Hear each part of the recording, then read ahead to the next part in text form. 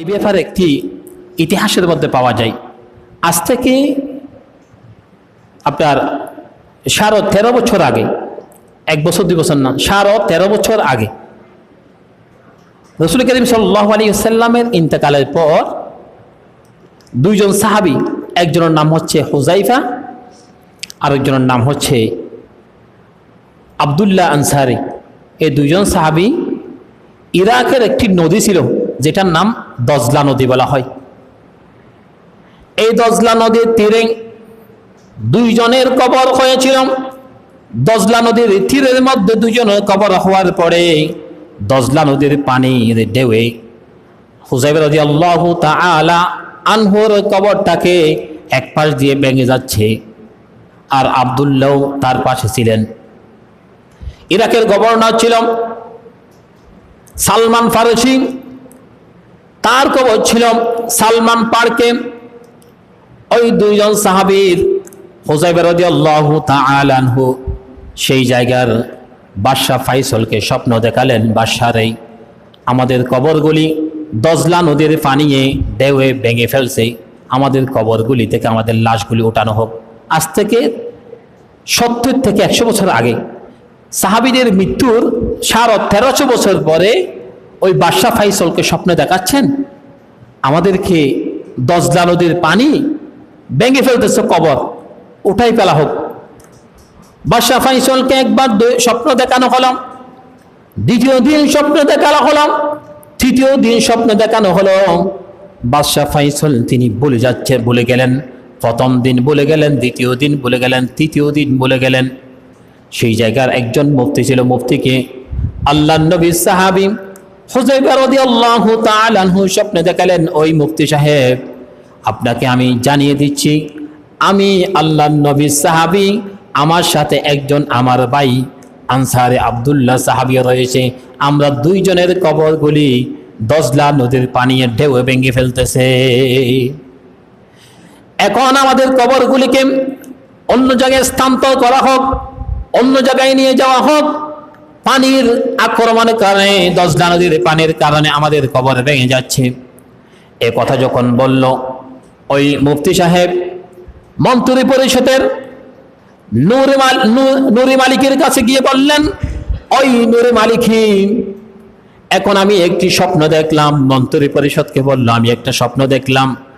মন্ত্রীর কাছে গিয়ে, বাদশার কাছে গিয়ে বলো, আমাকে আল্লাহর নবী দুইজন সাহাবী স্বপ্নে দেখালেন। স্বপ্নের মধ্যে তিনি বললেন দজলা নদীর পানিয়ে দুইজন সাহাবী হুযায়ফা এবং আব্দুল্লাহ আনসারী এই কবরগুলি ভেঙে যাচ্ছে। বাদশা ফাইসল বললাম, আপনি কিভাবে জানেন? বলে, আমাকে স্বপ্নে দেখানো হলো, আমি স্বপ্নে দেখলাম। এই কথাটা বলার সাথে সাথে বাদশা ফাইসল বলল, আমিও তো একাধারে আজ থেকে 3 দিন পর্যন্ত একই স্বপ্ন দেখেছি। আমিও স্বপ্ন দেখেছি, কিন্তু আমি কাজের ব্যস্ততার কারণে এই স্বপ্নগুলি ভুলে গেলাম। বাদশা ফাইসল বললাম, ওই মুফতি সাহেবকে ইরাকের সমস্ত যত মুফতিয়ান আছে সমস্ত মুফতিদেরকে বলা হলো, এক জায়গায় করে ফতোয়া নেওয়া হোক, এই জায়গা থেকে কবরগুলি অন্য জায়গায় স্থানান্তর করার জন্য কোনো ব্যবস্থা আছে কিনা ফতোয়া নেওয়া হোক। সমস্ত মুফতি জগৎ বসে গেল, ফতোয়াগুলিকে একত্র করা হলো। কবরগুলি খনন করে ওই জায়গা থেকে অন্য জায়গায় বাদশা, ওই ইরাকের গভর্নর সালমান পারসির পাশে স্থানান্তর করবে, কবর খনন করা হলো। সমস্ত জায়গার মধ্যে ছড়িয়ে পড়ল আল্লাহর নবীর সাহাবীদেরকে দেখার জন্য। নবীর সাহাবী কেমন ছিল? যারা আল্লাহর নবীকে দেখে নাই, নবীর সাহাবীকে দেখার জন্য সমস্ত জায়গার মধ্যে 5 লক্ষ পর্যন্ত মানুষ ইরাকের চতুর্পাশে, হজের মৌসুম ছিল, একত্র হয়ে গেল। তখন বলা হলো, আমরা নবীর সাহাবীকে দেখব। ওইখানকার কিছু মান্যগণ্য বুদ্ধিজীবী জ্ঞানীগুলি তারা বলল, এখন বাদশা সাহেব কবর খনন করা যাবে না, আমরা দজলা নদীর পাশে যেই পানিগুলি ঢেউ এসে ডিস্টার্ব করে, ওদিকে আমরা ঢালাই করে দিই, না আসার জন্য আর পানি নিষ্কাশন করিনি। কবরগুলিকে আমরা সংরক্ষণ করে নিই। যখন হজ শেষ হয়ে যাবে, হজের মৌসুম শেষ হয়ে যাবে, ওই দজলা নদীর পার থেকে তারা দুইজন সাহাবীর কবরগুলিকে আমরা সালমান ফারসির পাশে দিয়ে আমরা কবরস্থ করে নিব। এই 5 লক্ষ মানুষ সেখানে দেখলেন, তাদের কবরগুলি খনন করা হলো। দেখা গেল তাদেরকে 1350 বছর আগে ওই কবরের মধ্যে যেভাবে দেওয়া হয়েছিল, এখনো 1350 বছর পরেও এই কবরের মধ্যে, তাদের এই কাফনের মধ্যে একটা ধুলা, বালি, মাটি, পানি কিচ্ছু লাগে নাই। সুবহানাল্লাহ, কিছু লাগে নাই। জার্মানের বিজ্ঞানীগণ সেখানে আসলো। সমস্ত বিজ্ঞানীরা এসে গবেষণা করতে করতে দেখলো শরীরের মধ্যে এখনো পর্যন্ত যারা জীবিত থাকে তাদের রক্ত যেমন সঞ্চালন হয়, আল্লাহর নবীর 2 জন সাহাবী থেকে এইভাবে করে শরীরের মধ্যে রক্ত সঞ্চালন হচ্ছে। চোখ দেখলাম, চোখের জ্যোতি এখনো আছে, চোখ দিয়ে চোখের মধ্যে এখনো চোখে কাজ করছে।